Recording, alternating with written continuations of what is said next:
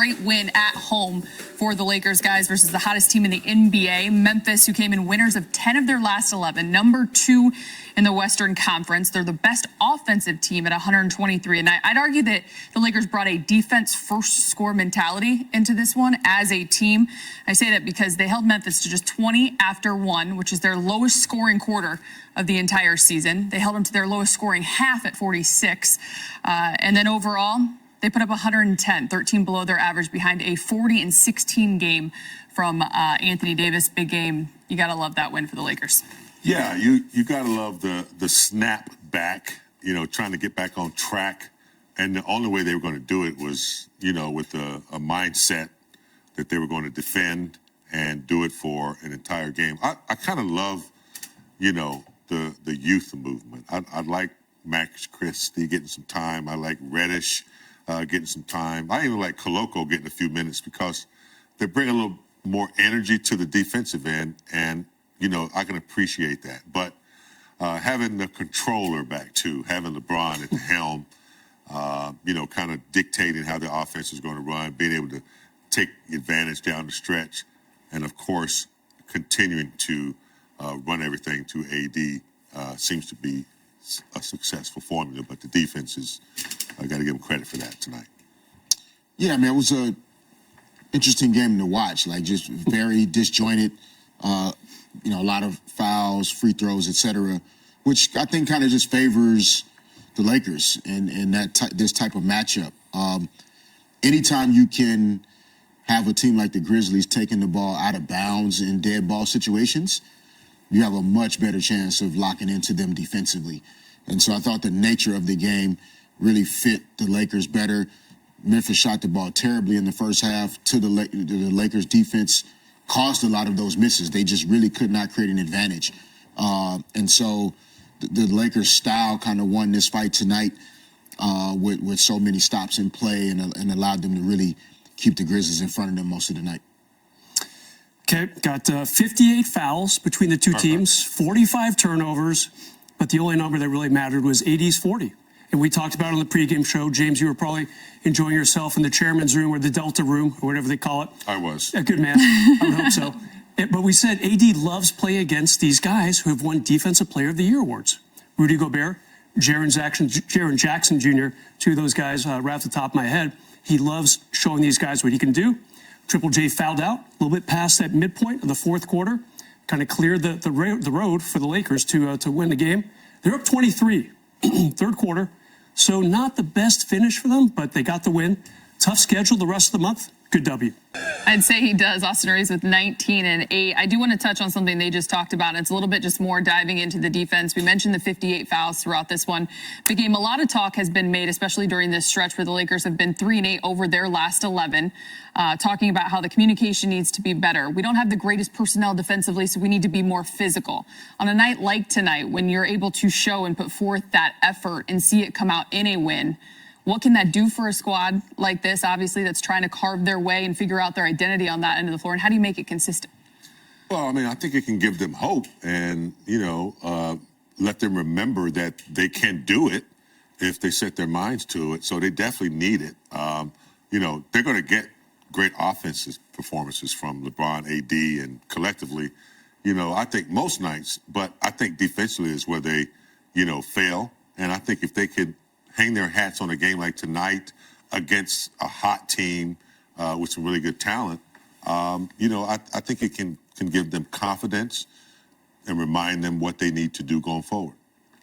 Fish at the half, they shot 30% Memphis, and you said you didn't think they were going to do that for the whole game, but they finished at 39%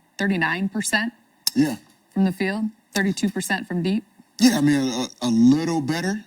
In particular, obviously the stretch, anytime Anthony Davis goes out of the game, then teams will be more efficient offensively against the Lakers. But, but by and large, the Lakers just really made it difficult for the Grizzlies to get easy points tonight. Other than their conversion from the free throw line, everything seemed contested. It seemed challenged.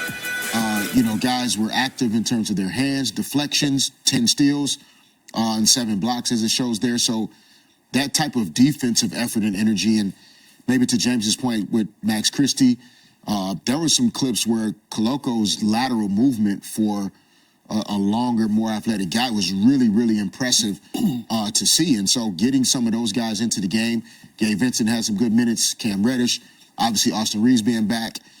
So a lot of positives on the defensive end tonight for the Lakers. Especially when it's starting on the perimeter. Ja Morant started 1 of 7, finished 6 of 21, below his average, just 20 tonight, making it difficult for him, someone who's electrifying, obviously. Ellie, it's kind of nice to talk about the Laker defense. We've been talking a lot about other teams' defense. Minnesota just the other night holding the Lakers below 90 for the second time in just a 2 or 3 week period. So finally we get to say, okay, Memphis is the top scoring team in the league, almost 123 a game, and the Lakers held them comfortably below that. Should it have been 110? Well, the Lakers kind of let things slip away. As Austin Reeves said, we played a perfect 3.5 quarters.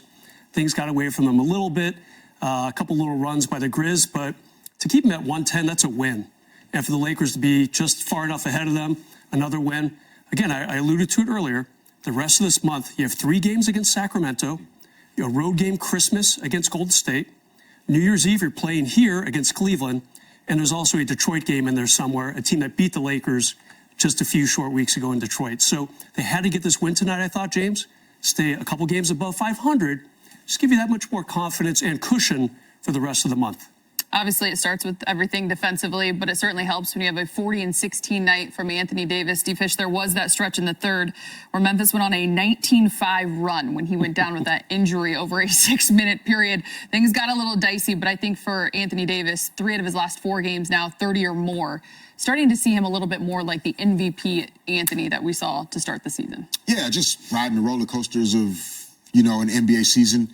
82 games plus, hopefully in terms of postseason action, and not only the 19-5 run by the Grizzlies in terms of them scoring the ball, but the Lakers also only scoring 5 points during that stretch, which is also where AD makes such a difference in terms of offensively, the Lakers being able to run, screen, roll. The Lakers being able to use AD as a hub offensively in terms of making plays for other guys. So it's not just his impact defensively in terms of hopefully, defensive player of the year consideration, but also MVP level play on the offensive end where he impacts the Lakers as well. So that's why everybody was holding their breath when he went down. And obviously when he went back to the locker room, very concerned, the energy in crypto, even though James was the only guy that was there in person, the energy in the building changed, and we could feel it here in the studio. Yeah, I went back to check. I knew he was coming back. I did some reporting. He wasn't on the job, so I did. Can you text us next time? Let us know he's going to be fine. They told me to keep it low. He was coming back. Definitely a little scary to see AD grab that left shoulder. We went back and looked at it. He hurt the right shoulder against this very same Memphis team towards the end of last season. Another play involving Jaren Jackson Jr., a little collision near the basket. Good to see him come back and hit that 40 mark. That's kind of a statement game for AD. I'm sure he's been reading a little bit how he had that weird couple weeks, kind of late November, early December. Seems to be a foregone memory at this point. Austin Reeves, as we mentioned, 19-8. LeBron, after missing the last 2 games, welcome back. 18-8-8 for LBJ. The Lakers move to 9-3 at home and have 3 days off before their next game.